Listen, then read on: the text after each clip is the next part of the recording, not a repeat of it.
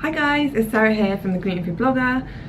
Welcome back to my channel slash IGTV, because I'm trying to do this for both YouTube and that, which I will link below. So today I went to Facebook for an event for journalists organised by the NCTJ, which is the National Council for the Training of Journalists.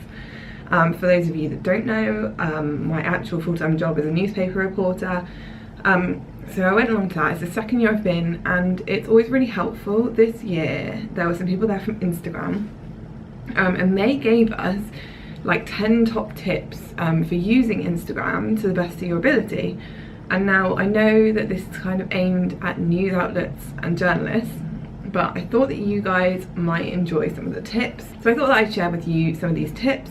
I see quite a few people moaning about the fact that their Instagram isn't growing, about the algorithm. Personally, my experience, I've actually seemed to have had some success with Instagram. I don't mean that as like a bragging thing, but at the beginning of this year I had about 5,000 followers, and I was like, right, I'm setting a mission to get to 10,000 because I wanted to swipe up.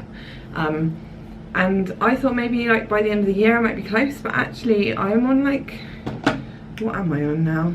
I'm on like 11.4 thousand. I don't know if you can see that.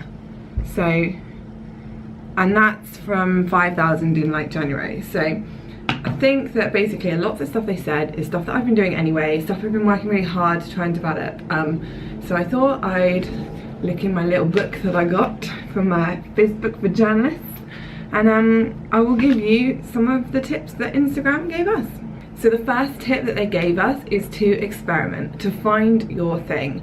Like, there's loads of people out there posting about gluten-free food. You might not even be posting about that, you might be posting about something else. But find your niche. Like, don't just copy what other people are doing, because if someone else has got a big following, people following them, why are they going to follow you if you're just copying them? Like, try and be new and different, because that's what the whole thing about what Instagram is about. Another tip they gave us, which is something I kind of do 2/3 of the time, is to use everything Instagram offers. So don't just post on your feed, also post on stories, which I do. I love an Instagram story, probably more than posting on Instagram.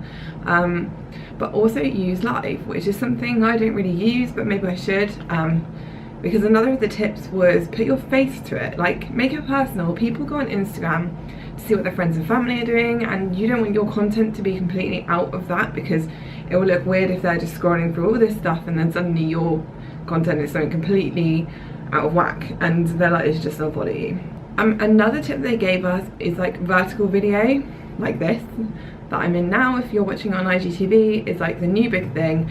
When I started in journalism, everything was like shoot landscape, shoot everything landscape, and then when Instagram kind of came out, we were a bit like, oh, maybe we should start shooting square like footage as well, because that's what everyone's doing on Instagram. And now it's vertical, so which is great if you produce content, because you've got to think like, okay, YouTube does do vertical video now, but it's just a bit like mind blowing. So yeah, it's kind of changing the way you've been thinking if you've always been doing landscape. So if you're watching on YouTube, you'll see all of me. If you're watching on IGTV, you'll see some of me.